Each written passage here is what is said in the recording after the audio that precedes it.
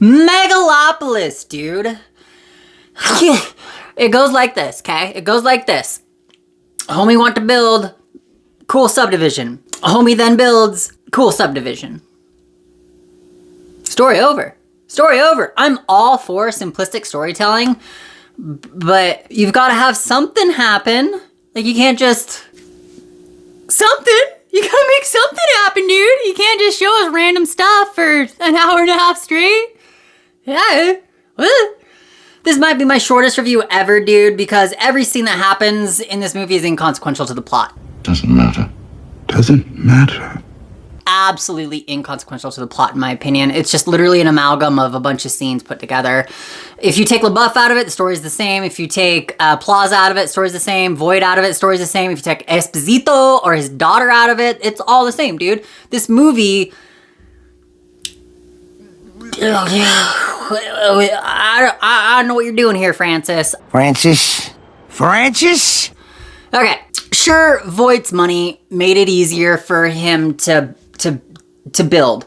Okay, cool. Do the thing with the thing. All right, sweet.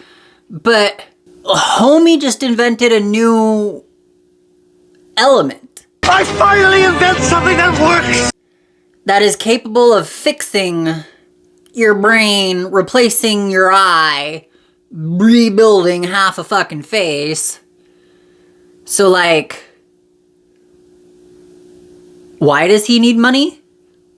Because that right there is $1 trillion product. That right there make Elon Musk go a big rubbery one. I don't understand.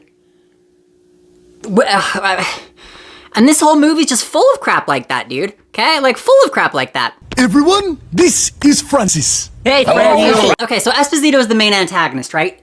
Maybe. He might be. I really don't know. And Esposito hates Driver, but we don't know why, right? Because apparently there was something that happened where Driver's wife died, and then Esposito tried to pin or tried to frame him for it or something. Or, I don't know.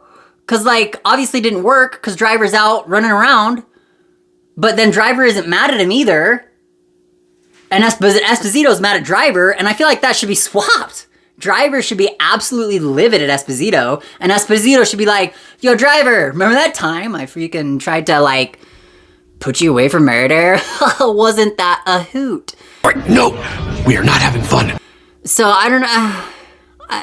So that relationship is all over the place, and so I don't really know who Driver is fighting against, or why, or what his obstacle is to overcome, what his character scope is. I don't understand any of it. And Esposito gets all mad because his daughter wants to date Driver, right? And so that kind of, I guess, leads into a little bit more tension between the two characters. But then again, at the same like, Driver is a Nobel Prize winning discoverer of the whatever the element is, Megalopolis or whatever the element is, and he's a member of the richest family in Rome, or Rome, America, whatever it is, and he's not a murderer, and he is personally in charge of the city's development or advanced building team, or whatever it is. And so I'm just sitting back going, isn't that pretty much the ideal dude that you'd want your daughter to marry? Thinking's good. And he's like, okay, so Driver might be a drug addict, but then at the beginning of the scene, the daughter's hanging out with Shia LaBeouf and his sisters, who are drug addicts. So, I don't understand. I don't understand, dude. And that's pretty much the whole movie. This entire movie can be summed up from, like, in one expression. Here we go. Ready?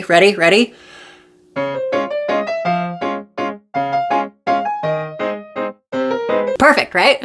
It literally just, it sums up the entire movie. Like, what the fuck is going on? Confusing? This is confusing. And Esposito is the mayor. So if he really doesn't like Driver, and we've already confirmed that he is corrupt, so he should have zero problem with, like, bribing officials that Drivers need in order to build his subdivision and forcing him to get out of Dodge, you know? Like, what? Characters not doing the thing that they want to do because of the plot. Modern storytelling. Fucking hell, Francis. Francis? Francis? Just fucking hell, dude. And I just want to talk a little bit about, just smidge, about the time control power thing, because this really just threw me. And so, okay, so if you're the person who controls the time, right? Then time cannot affect you, okay? Because at the beginning of the movie, dude, he's leaning over the freaking edge of the thing and he's like, stop! And then he's at the point of no return where he's about to fall and he goes, stop! And then he somehow pulls himself back and it's like, what? Okay, so first of all, if you're telling time to stop and your body is subjective to that, then you wouldn't be able to tell your time to start again because you'd be I mean, it only works on half his body, I guess, or it just doesn't work on his mental it's never explained, and it's never explained, and there's a scene when he meets, there's a scene when the daughter first sees him where a building's collapsing, and then just for her, he goes, stop, and then go, and then, so there's no reason why he would have done that in that particular scene. It doesn't make any sense. And furthermore, at the end of the movie, the baby controls time. But to me, it's overwhelmingly obvious that the baby doesn't know what's going on or what just happened. So if the baby is in control of time, but doesn't know how to work time, then this movie ended with everything being frozen and the baby starving to death.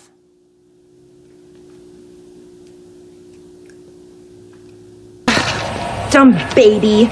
Any other instance in which they manipulated time, they had to talk. The baby can't talk, okay? The baby can't talk, the baby can't understand. The baby's gonna die. That's how this movie ends. And then, like, furthermore, you have the power to stop time, dude. And, like, what's the first thing that comes to mind? Building a subdivision? Being a land developer?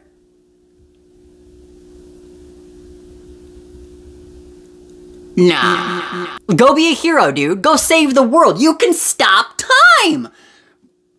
Go to the nearest battlefield. Stop the battlefield. Go take all the bullets out of all the guns. Go chain up all the people who suck, or all the people who are doing the worst, I guess. And then you'd have a world war without a single drop of blood spilt.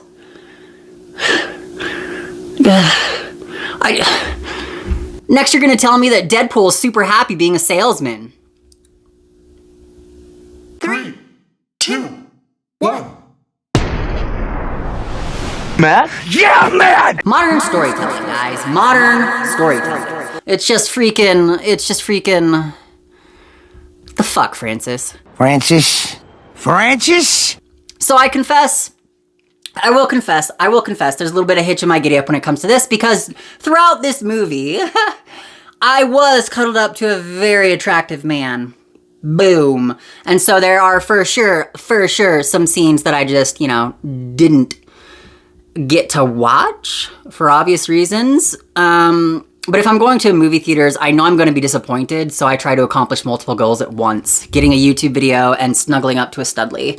Anyway, even with those missing parts, I was still able to be like, nah, dude, this is kind of dumb, And all right, okay. So storyline, madness. So what were like the themes, morals, ethics? What's the takeaway from this movie? Is it a mirror of our society nowadays? And is it maybe a type of Palantir that can?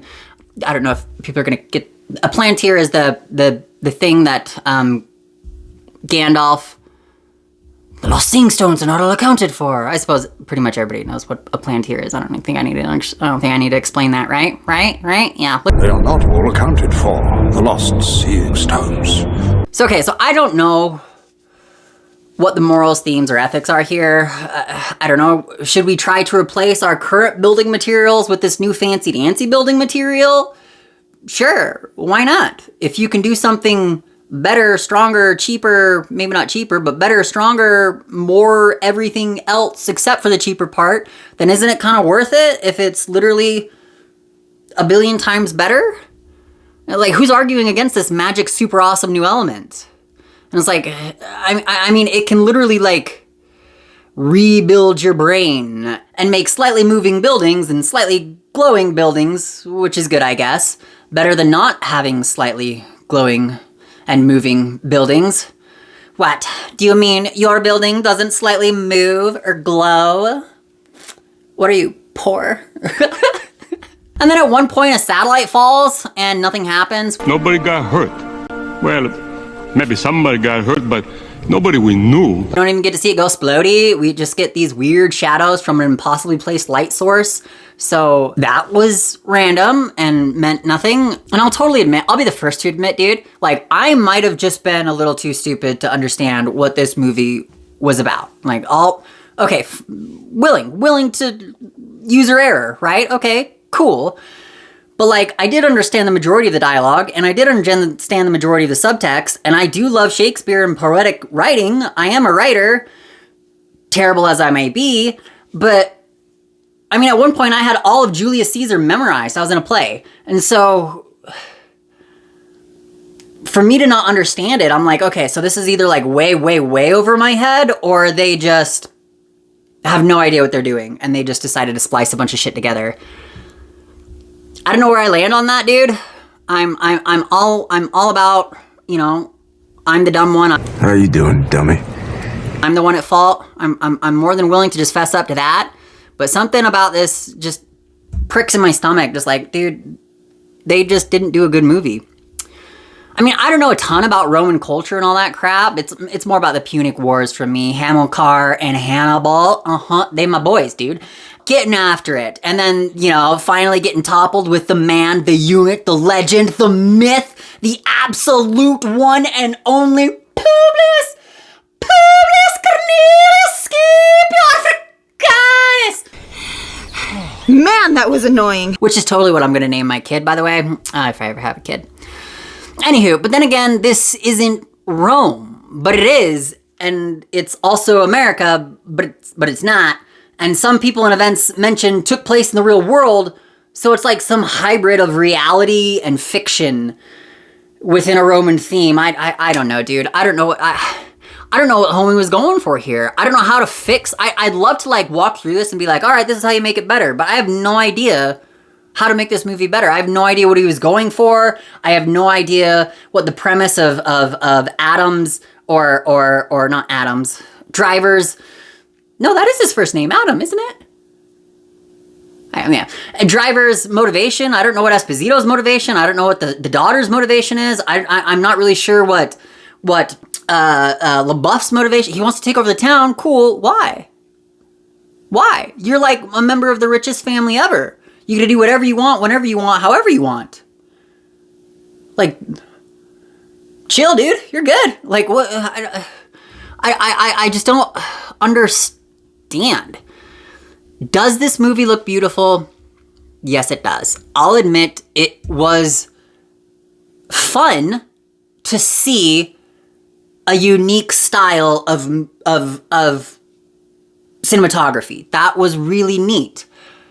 I did enjoy the visuals that were given to me, but when they're stacked on top of no story, like, you know what I mean? I just can't appreciate it the way it's supposed to be appreciated, because the whole point of the story isn't to be visually entertained. It's to connect to the story, or at least that's why I go see movies. You can go see movies for whatever the fuck reason you want to. I go see movies to be entertained. I want to dive into the story. I want to feel that character's passion. I want to hate that character's villainy. I want to walk out of that movie and be a little tore up. I want to be like, I want to think about this. I want to explain, why did this happen? How come this happened? He never should have done, you know. I want to sit there and I want to actually enjoy, discuss, think, and freaking just I just want to enjoy the movie, man. I just want a good story. Like, I just want a good story. I never thought that would be like my main thing. Like, I never thought I'd be sitting here 2024 and just like, dude, just please tell a good story. Weird. I feel like it's so weird. I feel like such a weird thing to do. Anyway, All in all, this movie is about nothing, and it says nothing. Nothing happens. It just jumps from one awkward set piece to another, lacing love, loathing, and murder to the tune of a commercial jingle, dude. In short, and with the immortal words from the toughest guy in Letterkenny, all I have to say to this movie is... Wish you weren't so fucking awkward, bud.